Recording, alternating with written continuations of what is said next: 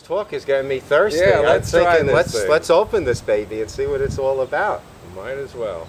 And another thing with judging an old wine is when you get to the cork to see the condition that that's in. I'm assuming a lot of times with these older wines, You look for leakage, and there's definitely some moisture in here. if you can see it around here, that's not a good sign But it smells because good. you know, it's wet, but it doesn't mean it's going to be bad. We're hoping that's humidity from his cellar. No, it does have a good smell. It does really not have does. any kind of a funk to it, and you have to worry about that. And you can usually get with the cork, because the cork is porous. Ooh. You know, if the inside has turned, you can catch it on the outside. And this actually had a sweet smell to it. And he was very happy that we picked this one, actually. Yeah, we picked the one. Yeah, we we get to would pick age what the we least. want, and he said. Well, what he had multiple bottles of too. We could have. Well, Otherwise, we always do that. You know, there's no point in it unless they have enough bottles, you know, to sell. There's no point in reviewing that bottle if it's a single. Now, my one impression is the cork is soft. Very So I'm soft. assuming when I pull this out, You it's gotta going be to full. crumble. Yeah. Let's see what happens. So I got this in pretty deep worm. Wow. Oh, It's see, actually, it's wet. yeah, it's wet. And it's spinning right like this. I don't even need to use, look at that. But the cork Whoa. stood together. That is amazing. It actually smells pretty good. Oh my God. We're surprised. I'm surprised so far with the nose and the fill on this one. And that the cork Oh. didn't crumble. I was ready to show you one of my little tools of the trade that for crumbled corks, but I don't have to now. No, the cork's in incredible condition. Still has a spongy and springiness to it. It's, you know, it's colored all the ways up. You can see it. It's got a good stain, but it's held. It's got a good seal. Okay. That's amazing. So let's go at it. Let's see how clear the wine is first of all. And that's looking pretty clear. 1968. We're going to give you two different approaches today on how we really do it. Stevie is very, very clinical, and I'm more your different style. I look at it as like the things he'll talk about will be the same things I will, but I'm trying to figure out whether the wine's going to be good, and he's looking at all the technical aspects of the wine. That's why we work so good with you. Yeah, and one I'm looking at is the color. And what I'm noticing, with an older wine, around the edge, you get a very, like, rust-colored orange, brown.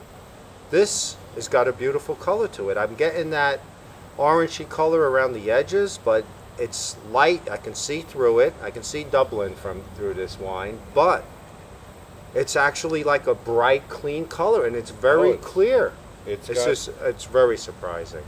No, the condition, when I'm looking at it, means like this wine, even though the outside of the bottle may be a little bit frayed, the conditions are as good as any. I mean, the clarity is fantastic. I won't even get into the nose yet, but get onto the clarity, it's fantastic. And it still has, you know, a fair amount of good alcohol, because you got to understand, alcohol content varies, you know, quite a bit to different wines. And over time, they can even lose a little. But this has a very good for what it's supposed to be. Yeah, no, it does. And on the nose, it's beautiful. It's fantastic. I'm not getting any, like, dried fruit or anything. I'm getting bright fruit. Oh, it's incredibly clean. I mean, it's one of the best noses I've smelled in a little bit while. of a spiciness in it.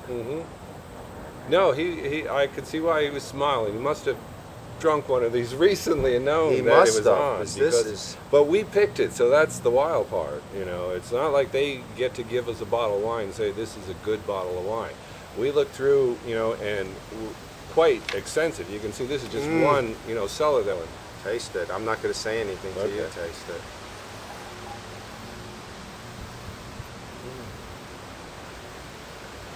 Oh my God.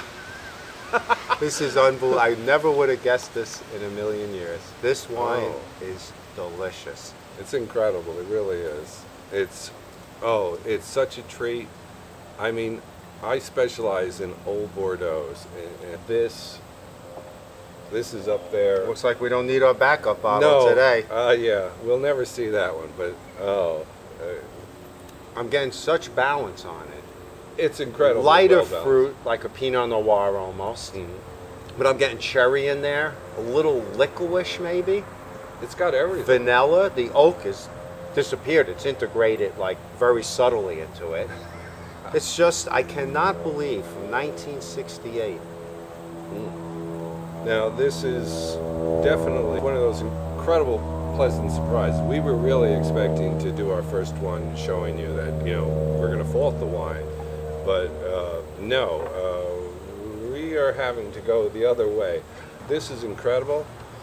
The nose reminds me like a 61 nose, incredibly clean and velvety.